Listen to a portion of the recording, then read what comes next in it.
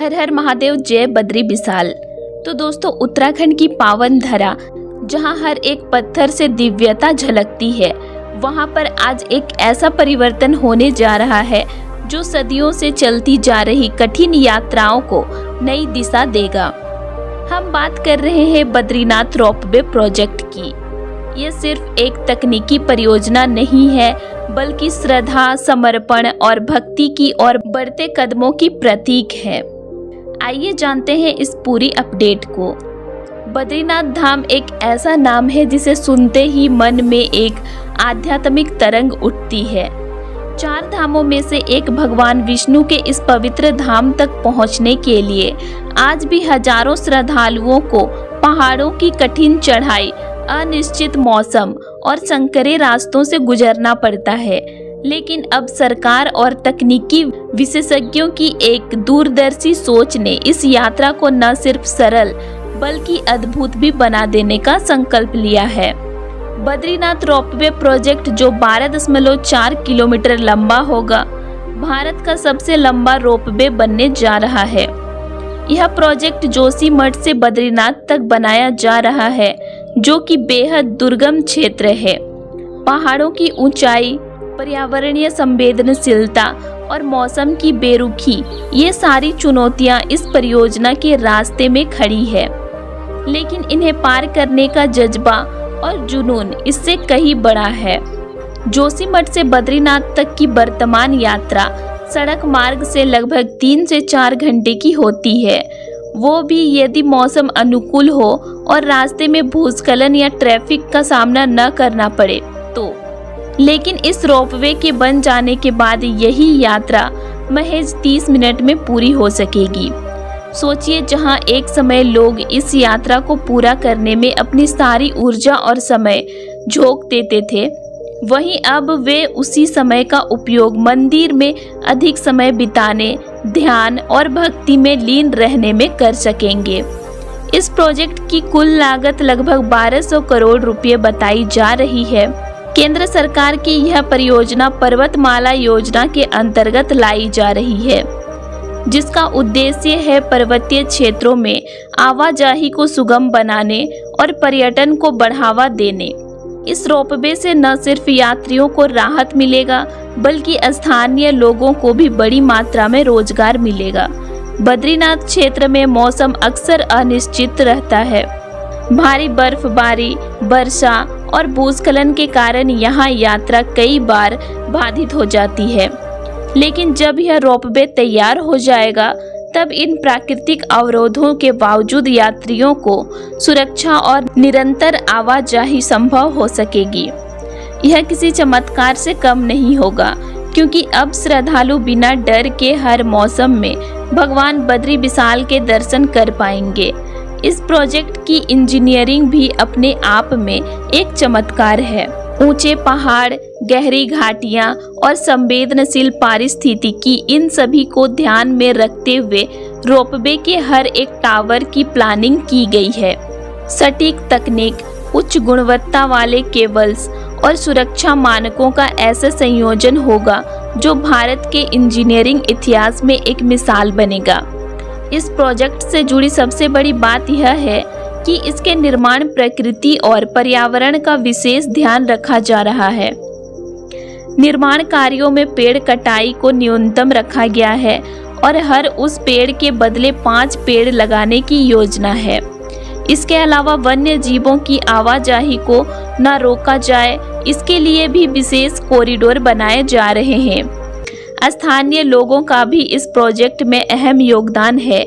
कई गांवों के युवाओं को इस प्रोजेक्ट में काम मिला है। उन्हें प्रशिक्षित किया जा रहा है ताकि वे न सिर्फ निर्माण के दौरान मदद कर सके, बल्कि रोपवे चालू होने के बाद उसके संचालन, रखरखाव और सुरक्षा में भी भागीदारी बन सके।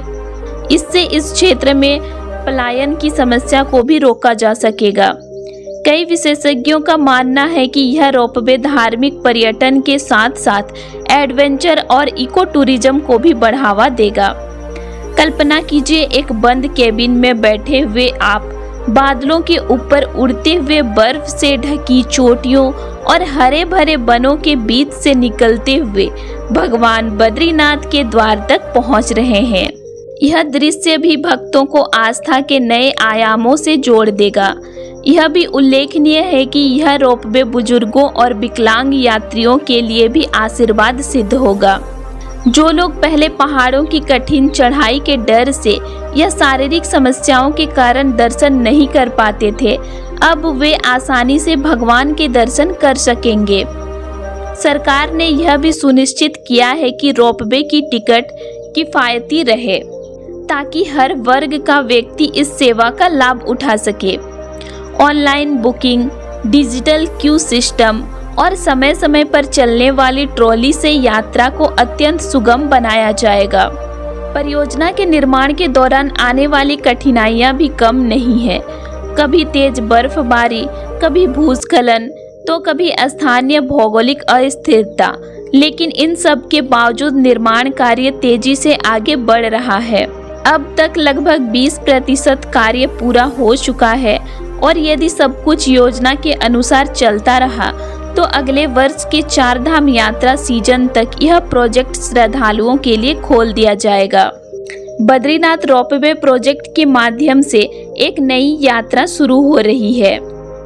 एक ऐसी यात्रा जो भक्ति, विज्ञान और प्रकृति के संतुलन को दर्शाती है।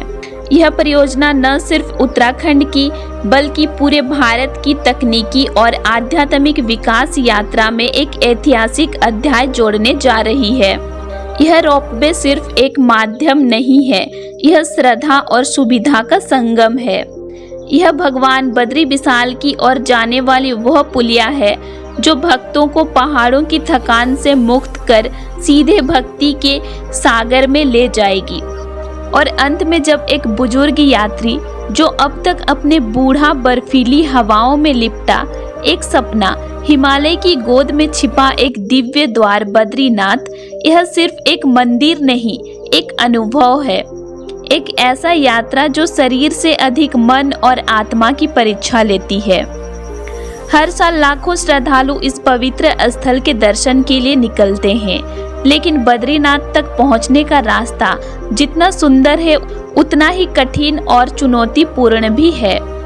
यहाँ तक पहुँचने के लिए केवल 4 पहिए नहीं चलते, चलती है श्रद्धा, हिम्मत और विश्वास। बद्रीनाथ यात्रा की शुरुआत आमतौर पर हरिद्वार या ऋषिकेश से होती है। वहाँ से बद्रीनाथ की दूरी लगभग 320 किलोमीटर है, लेकिन यह कोई साधारण सफर नहीं है। यह सफर पहाड़ों की गोद से होकर नदी किनारे लटकते संकरे रास्तों से गुजरता है। जैसे जैसे आप ऊपर बढ़ते हैं, रास्ते और भी संकरे होते जाते हैं। हर तरफ खाई, दूसरी तरफ ऊंचा पहाड़ और बीच में बस एक पतला सड़क। हर मोड़ पर डर और रोमांच साथ साथ चलते हैं। देवप्रयाग, श्रीनगर, रुद्रप्रयाग, कर्णप्रयाग और फिर जोशीमठ, ये सारे पड़ाव इस यात्रा का हिस्सा है। और हर पड़ाव पर प्रकृति अपने धैर्य और साहस को परखती है। हिमालय का इलाका बेहद संवेदनशील है। बारिश के मौसम में तो और भी ज्यादा, एक हल्की फुहार भी बड़े बड़े पत्थरों को नीचे गिरा सकती है और भारी बारिश तो पूरी सड़क को ही गायब कर देती है। 2017 में जून महीने में बद्रीनाथ हाईवे पर भारी भूस्खलन हुआ था। सड़कों पर मलबा भर गया था। यात्री घंटों घंटों फंसे रहे। कई लोग तो पूरी रात गाड़ियों में या खुले आसमान के नीचे गुजारने पर मजबूर हो गए। सेना और आईटीबीपी ने मदद पहुंचाई, लेकिन यह साफ हो गया कि इस यात्रा के योजना से ज्यादा भरोसा आपको प्रकृति पर करना होता है। जोशीमठ से बद्रीनाथ की दूरी केवल 45 किलोमीटर है, लेकिन यही रास्ता सबसे कठिन माना जाता है। यह अंतिम परीक्षा की तरह होता है। रास्ता इतना तंग होता है कि एक समय में सिर्फ एक ही गाड़ी निकल सकती है। कई बार तो ट्रैफिक को ग्रीन सिग्नल के माध्यम से मैनेज किया जाता है, यानी कुछ घंटों के लिए सिर्फ नीचे से ऊपर और फिर ऊपर से नीचे गाड़ियों को चलने दिया जाता है। एक छोटी सी चूक, एक मोड़ पर फिसलन और जान को खतरा हो सकता है। ट्रक पलट जाना, बड़े पत्थरों का गिरना या घने बादलों में दृश्यता का गायब हो जाना, ये सब आम बात है।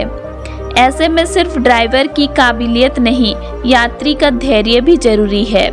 लेकिन इन तमाम कठिनाइयों के बावजूद जब आखिरकार बद्रीनाथ का रंग बिरंगा मंदिर सामने आता है तो हर यात्री की आंखों में एक अलग ही चमक आ जाती है। यह दृश्य सिर्फ आंखों से नहीं बल्कि आत्मा से महसूस होता है। तो आज के लिए इतना ही, और आप लोगों को मेरा आज का इन्फॉर्मेशन कैसे लगा ये मुझे कमेंट करके ज़रूर बताइएगा। और वीडियो अच्छी लगी तो वीडियो को लाइक कीजिए और साथ ही चैनल को सब्सक्राइब भी कर लीजिए। मिलते हैं फिर एक नई वीडियो के साथ। Thanks for watching.